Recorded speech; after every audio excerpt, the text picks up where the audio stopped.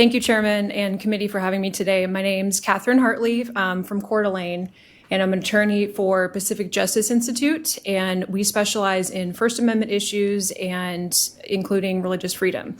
And we urge the committee to pass this resolution. The portion of our state constitution at issue today, if applied, is inconsistent with the First Amendment Establishment Clause as interpreted by the U.S. Supreme Court in numerous cases. As one of our current U.S. Supreme Court justices says, there's a common misconception that presumes states must be both completely separate from and virtually silent on matters of religion to comply with the Establishment Clause. But this is fundamentally incorrect. In fact, such a view of the Establishment Clause prohibits the free exercise of religion, which is one of our most fundamental freedoms coming out of the First Amendment.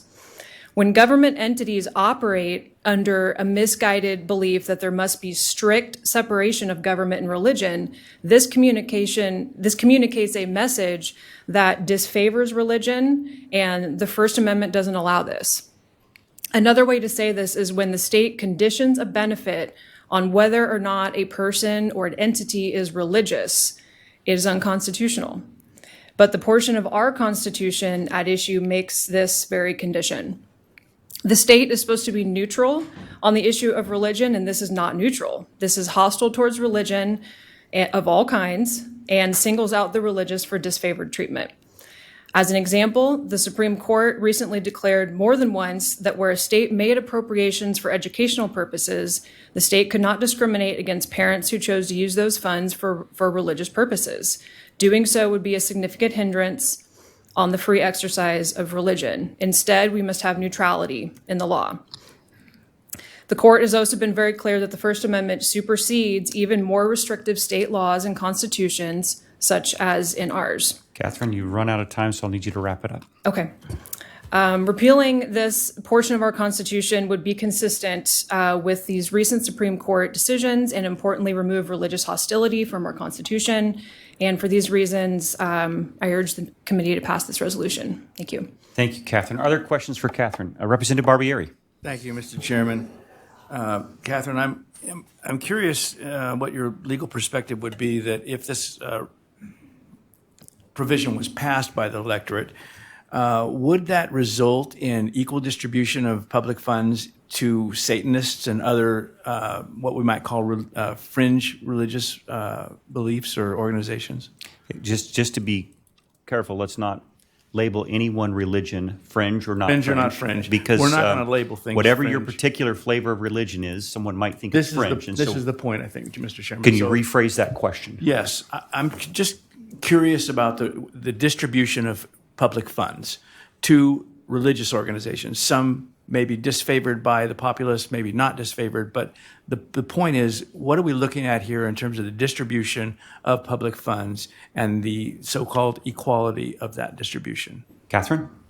Chairman and Representative Barbieri, it would allow any religious group to utilize any benefit that's offered by the state. And obviously today we are not specifically talking about any specific benefit or bill or potential bill, but generally speaking, yes, it would be open to all faiths. Obviously with the I would say safeguards that are within the law, meaning a person has a right to the free exercise of religion, and the government can only step in if it has a compelling interest that's narrowly tailored, that's called strict scrutiny. So if someone's free exercise of religion is something so concerning that the state has a compelling interest in prohibiting it, the state has the ability to do that.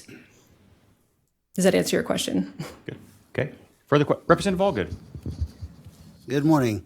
My question is, in most cases, when public funds are involved, there are strings attached of some kind. So if a religious entity were to accept public funds with strings attached, could they then turn around and argue the requirements based on a religious belief? Is this a double-edged sword kind of situation? Katherine? Chairman and Representative, it would depend on the specific language and whatever benefit there is, right? And so today I don't have in front of me any specific potential bill that would outline the requirements. So I would say anything's possible, so it would depend on the specific language in any benefit that the state is going to offer. So language is important to what you're speaking to, yes. Representative Gannon. Thank you, Mr. Chairman, and thank you for being here today. You probably know, I mean, you do know more about this than I do. You studied it, and I just wanted to ask you about the. In the back of my mind, I remember there was a peyote case where there was a religious organization or some that was using that drug, and the Supreme Court said that was permissible, or maybe you could. That's about all I remember about it. Katherine, are you familiar with it? And I may even misstated something there. Chairman and Representative Gannon, you're correct. There's a case out of Oregon called the Smith case. And yes, there were Native Americans who believe, as part of their religion, they felt it was required to smoke peyote. And so the state in that situation found that they had a compelling interest to stop that. And the Supreme Court did uphold that. The current Supreme Court has hinted at the fact that may no longer be the best interpretation of the law, although they haven't overturned it at this point. So that's all I can say about that.